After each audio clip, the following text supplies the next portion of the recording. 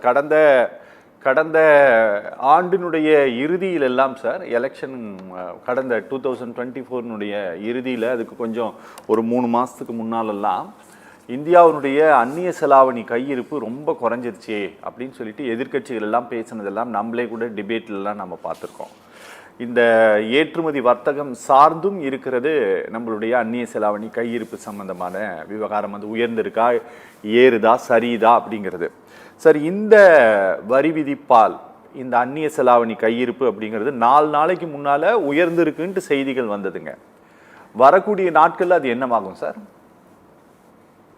அதான் நமக்கு முக்கியமான எக்ஸ்போர்ட்ஸுங்கிறது வந்து ஐடி சர்வீசஸ், ஃபார்மா, இது 2 தான் மேஜர் எக்ஸ்போர்ட்ஸ். இது 2மே இந்த டாரிஃப்ல இல்லை.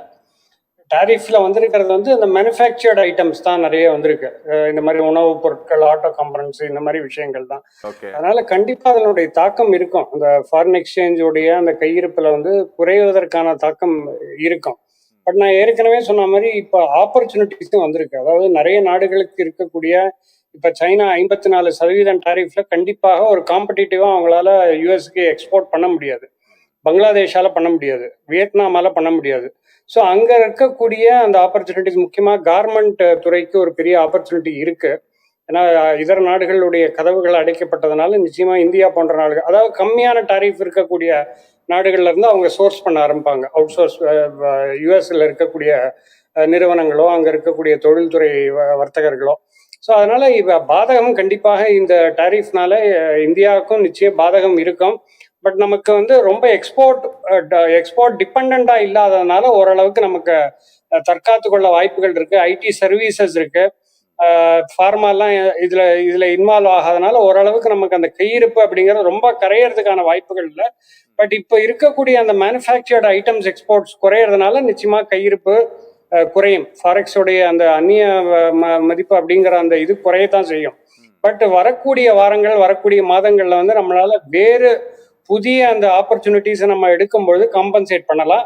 ஏன்னா இப்ப இருக்கக்கூடிய சூழல்ல வந்து எந்த ஒரு நாட்டுக்குமே இப்ப அடுத்த ஸ்டெப் என்ன அப்படிங்கிறது தெரியல. ஏன்னா ஒரு முழித்து கொண்டுதான் இருக்கிறார்கள் எல்லா நாடுகளும். இப்ப அடுத்தது நம்ம என்ன பண்றது, போட்டிக்காக நம்ம டாரிஃப் உயர்த்துவதா இல்ல வந்து யூஎஸ் கூட நெகோசியேட் பண்றதா அப்படிங்கிற ஒரு ஒரு ஒரு மாதிரியான ஒரு ஆட்டத்துலதான் இருக்கு.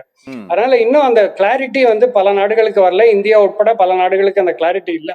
ஸோ இன்னும் வரக்கூடிய மாதங்கள்ல தான் இதனுடைய ஸ்ட்ராட்டஜி என்ன, இதை காம்பன்சேட் பண்றதுக்கு, எக்ஸ்போர்ட் குறையும் பொழுது அதை காம்பன்சேட் பண்றதுக்கு எந்த மாதிரியான விஷயங்கள் இப்போ இந்தியாவுக்கு ஐடி சர்வீசஸ் இன்னும் பலப்படுத்தலாம். ஏன்னா ஐடி சர்வீசஸ் வந்து இதுல டாரிஃப்ல இல்லை. ஃபார்மாவை இன்னும் பலப்படுத்தலாம். எங்கெல்லாம் டாரிஃப் அதிகமாக இல்லையோ அந்த துறைகளுக்கு கூடுதல் கவனம் செலுத்தி அந்த எக்ஸ்போர்ட்ஸை உடனடியாக உயர்த்துவதற்கு முயற்சிகள் எடுக்கலாம். இருக்கக்கூடிய நிறுவனங்கள், இருக்கக்கூடிய ஏற்கனவே பாதிப்புக்குள்ளான துறைகளுக்கு சப்போர்ட் கொடுத்து வேற ஏதாவது புதிய வாய்ப்புகளை ஏற்படுத்தி கொடுவதற்கும் வாய்ப்புகள் உண்டு.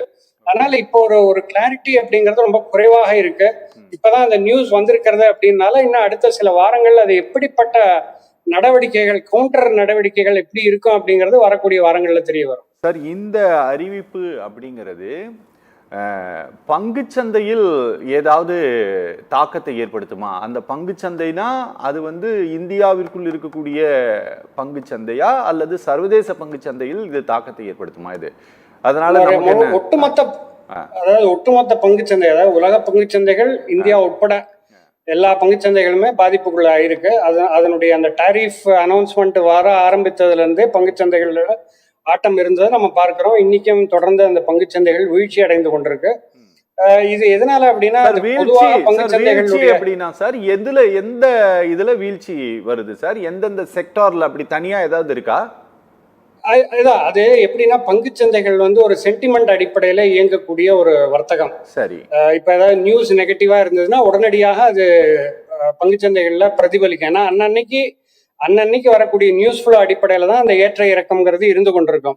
இப்போ அந்த ட்ரம்ப் வந்ததுக்கு பிறகே பங்குச்சந்தைகள்ல வந்து ஒரு ஆட்டம் இருக்கு. ஏன்னா அவருடைய பாலிசி வந்து ரொம்ப டைட்டா இருக்கும். நவம்பர்ல இருந்தே பார்க்கும்போது ஒரு விதமான ஆட்டம் கண்டு கொண்டுதான் இருக்கு.